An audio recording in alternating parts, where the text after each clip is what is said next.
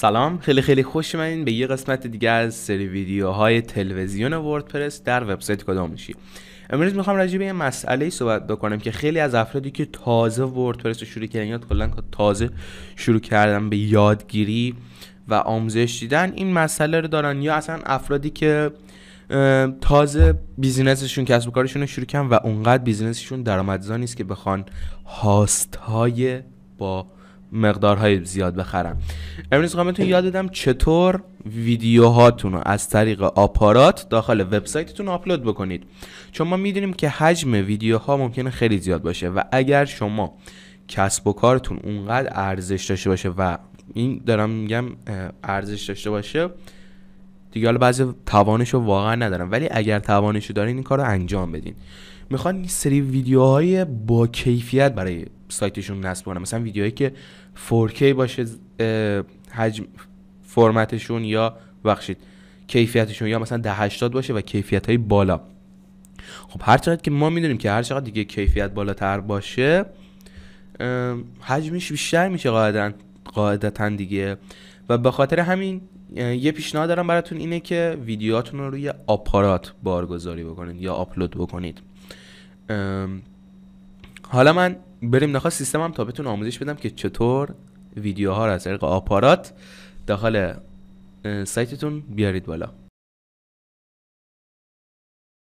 خب بچه‌ها، من الان یه دونه ویدیو از یکی از پروژه‌های دوره جامع طراحی وبسایت با وردپرس رو باز کردم که یه سایت 3D به زبان انگلیسیه و می‌خوایم ببینیم مثلا این ویدیو رو الان آپلود کردم من روی آپارات.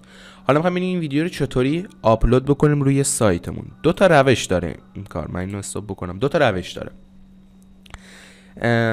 یکیشو داخل این ویدیو بهتون میگم که بدون نصب افزونه و اینجور چیزاست، و شیوه دوم که همراه نصب افزونه است و پایین همین ویدیو داخل همین صفحه با تصاویر و متن‌ها بهتون آموزش دادم، اونو حتما ببینید. میایم پایین اینجا روی اشتراک گذاری کلیک میکنم. وقتی که این باز میشه روی کد کلیک میکنم و کد آی فرم رو کپی میکنم. کپی میام داخل اون صفحه که میخوام اینو بارگذاری بکنم، یه دونه چیز میسازم، بلوک حالا یا هر چیزی، یه فضایی براش میسازم. میام اینجا کد کوتاه رو پیدا میکنم، ایناش کد کوتاه میذارم اینجا، ثبت میکنم تا بیاد. یه صفحه اینجا باز میشه، داخل این کد کوتاه اون کدشو آپلود میکنم و به همین راحتی بدون هیچ نصب افزونه یا چیزی این ویدیوه اینجا میاد بالا. امیدوارم که از این ویدیو خوشتون اومده باشه. اگه خوشتون اومد حتما نظرات زیباتون رو برام کامنت بکنید، چون نمیدونید که این کامنتی که برای شما چندین خط نوشتن و زمانش کوتاهه چقدر به من انرژی میده. مرسی که هستین، مرسی بابت وجودتون. وبسایت کدام میشی دنبال بکنید، قرار کلی ویدیو آموزشی دیگه هم بذاریم روی همین قسمت. مرسی.